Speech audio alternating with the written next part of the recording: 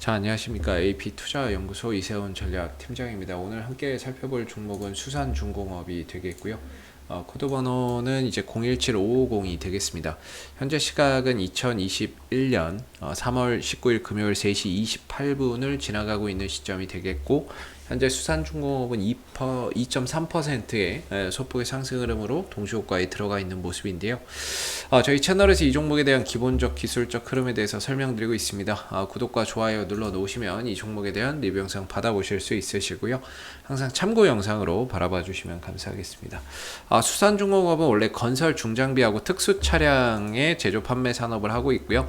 우리가 이제 유압 브레이커나 뭐 트럭 크레인 같은 이제 그런 제품을 만드는 거죠. 크레인 제품을 만드는 건데 특수 차량이라고 보시면 되겠습니다. 근데 이런 것들이 대표적으로 건설 중장비, 그 다음에 이제 특수 차량이다 보니까 대체적으로 SOC 대규모 토목 건설이나 인프라 투자나 이런 부분들이 있을 때 좀 수혜를 볼 수 있는 그런 이제 비즈니스 모델을 수산중공업이 일단은 보유를 하고 있다.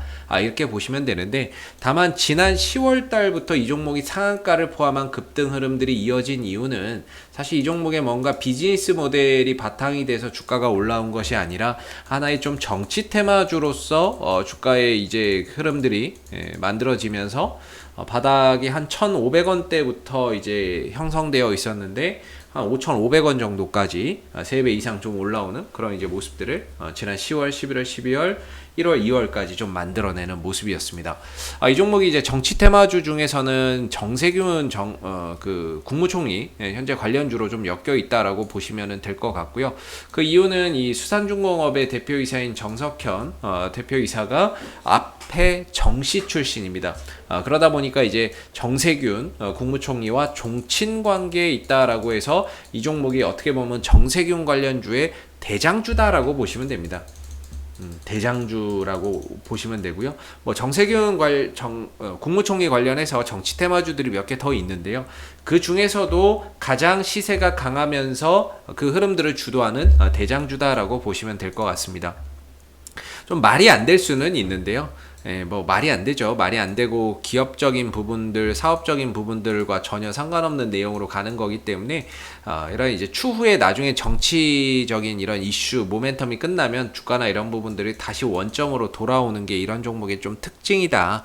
이 정도는 좀 알아두시면 좋을 것 같고, 그래서 이제 내년에 대선이 있죠. 내년이 대선을 앞두고 있는 시점에서 다양한 인물들이 거론이 되고 있고, 그 인물과 뭔가 좀 연관되어 있다라고 할 만한 학력이나 학연, 지연 이런 쪽으로 해서 이제 관련 수혜주들이 계속 만들어져요. 시장에서는 뭐 윤석열 관련주도 있고, 그 다음에 뭐 이재명 관련주도 있고, 뭐 여러 정치인 관련주들이 만들어지고 있죠. 근데 따지고 보면 다 관련은 없습니다. 그래서 나중에 이제 정치적인 이런 이벤트가 끝나고 나면 주가는 다시 원점으로 돌아가는데요. 실적으로 간 게 아니기 때문에 수산중공업 같은 경우도 지난 이제 기술적인 흐름에서 좀 설명을 드리면, 솔직히 이 테마로 가는 종목들은요, 회사나 이런 것들이 별로 중요치 않아요. 그러니까 회사가 안 좋아도 갈 수 있고, 회사가 좋아도 못 갈 수 있는데, 이 종목을 움직이는 이제 그 주체가 실적을 바탕으로 해서 가는 게 아니거든요. 뭘로 바탕으로, 수급이 바탕이 돼서 거기에 이제 정치 테마를 엮은 거기 때문에 회사 좋고 나쁜 거랑 상관없이 이 수급 빠지지 않는 한에서는 계속 가는 거고요. 수급 빠지거나 정치적인 이벤트가 소멸되면 주가는 이제 무너지는 그런 이제 현상이 나오는 거죠. 그래서 이런 종목들이 특징이 뭐냐면 대선 1년, 2년 전에 움직인다는 겁니다. 1, 2년 전에 시세를 주고 대선 그 시작 전에 다 팔아먹고 나간다는 거죠. 그래서 이런 종목들이 하나의 기대감이나 이런 걸로 우리가 이제 세력이라고 하는 인물들이 뭔가 이제 만들어서 이렇게 좀 뭐라고 해야 될까요? 시장에 뭐 홍보도 하고 이렇게 주가도 움직이고 그런다라고 보시면 되겠습니다. 그래서 이 종목이 지난 10월 달부터 이렇게 좀 상승 흐름들을 타다가 여기서 이제 끊어졌기 때문에 전반적으로 이 수산중공업의 상승 추세는 일단 일단락이 되었다라고 보시면 되고요. 이제는 이제 조정 국면으로 가느냐 박스권으로 가느냐의 차이라고 보시면 됩니다. 그랬을 때 지금 이 수산중공업의 고점은 지난번 상승을 통해서 5,000원대 초반, 한 5,300원 정도의 고점은 이제 뭐 만들어졌다 있다라고 볼 수가 있겠고, 그동안에 저점을 못 찾아가지고 수산중공업이 계속 2월달 한 달하고 3월달 중순까지 계속 빠졌거든요. 그러다가 이제 찾은 저점의 가격이 한 3,500원대 언저리 이 정도에서 어느 정도 하락이 좀 멈춰주면서 주가가 좀 하락이 좀 진정되는 이런 모습을 보여줬죠. 이때 당시에 이제 RSI 상대 강도 지수가 30m로 떨어지면서 과매도 영역이었거든요. 사실 뭐 이 121선의 지지를 받고 이런 종목은 아니기 때문에 이제 과매도 영역 속에서 뭔가 이제 좀 주가나 이런 부분들이 추가적으로 더 이탈하지 않고 바닥을 좀 잡아주는 그런 이제 모습들이 나왔고, 여기서 이제 주가나 이런 부분들이 점진적으로 밀리지 않고 반등을 주면서 5일선이 꺾이는 변곡점이 만들어지는 그런 이제 최근의 모습이 나왔습니다. 그래서 이번 주의 흐름을 보시게 되면 전반적으로 주가나 이런 부분들이 변곡점이 형성된 이후에는 5일선을 타고 계속해서 우상향하는 그런 가운데 적산병이 출현이 됐다라고 보시면 될 것 같은데요. 보통 이런 격언이 있습니다. 이게 적산병, 그러니까 양봉 캔들이 3개 나오면 적산병 후 흑일병이라고, 그래서 다음 주 월요일날 음봉 하나 이런 것들이 좀 형성될 수는 있다라는 그런 이제 주식의 뭔가 하나의 이제 뭐라고 해야 될까요? 뭐 그런 이제 격언도 있고 뭐 그런 패턴도 있거든요. 그래서 적산병 후 흑일병 정도 하나 뭐 다음 주에 좀 나올 수 있는 부분들 한번 생각해 보시면 좋을 것 같은데, 일단은 이 종목의 전체적인 저는 항상 추세를 중요시 생각하거든요. 아무리 좋은 호재가 있어도 추세가 무너지면 그 종목 뭐 주가가 올라갈 수가 없는 거라고 생각을 하는데, 일단 이 종목이 가지고 있는 재료는 정세균 국무총리 관련주로서 정치 테마이기 때문에 쉽게 뭐 단기간에 끝날 내용은 아니라고 보고요. 추세는 상승 추세가 꺾이면서 조정 국면에 들어가 있기 때문에 박스권 아니면 이제 하락 추세인데, 현재로서는 이제 좀 뭐라고 해야 될까요? 박스권에 가깝다라고 봐야 되겠죠. 박스권 흐름 속에서 저점을 찾았고 고점을 찾았으니까 이 안에서 움직임을 가져가겠죠. 만약에 정세균 총리가 대선을 나오려면 4월 말에서 5월 초 정도에는 국무총리에서 내려와야 됩니다. 그런 상황들이 벌어지면 또 이 종목이 관련 수혜주로서 또 탄력을 많이 보이기는 하겠죠. 근데 그걸 이제 뭐 어떻게 알겠습니까? 사람 일이라고 하는 거를. 그런 상황들이 생겼을 때 또 움직일 텐데 그런 걸 알 수 없기 때문에 이제 기술적으로 좀 설명을 드리면은 위로는 5,300원, 아래로는 3,500원 사이에서의 하나의 박스권으로 보면 될 것 같고, 제가 또 하나 걱정되는 거는 이제 헤드앤숄더예요. 여기서 지금 왼쪽 어깨 만들었고 머리 만들었고 오른쪽 어깨 만들고 이제 죽는 거 아니냐, 이렇게 또 이야기를 할 수도 있는데, 이제 보통 헤드앤숄더 패턴이라고도 좀 볼 수가 있겠죠. 약간 형태가 좀 다를 수는 차이는 있어도 전반적으로 이 뭐라고 해야 될까요? 거래량이 계속 감소하면서 지금 이렇게 가는 거기 때문에 여기서 거래 올라가더라도 거래량이 그렇게 크게 안 붙을 거예요.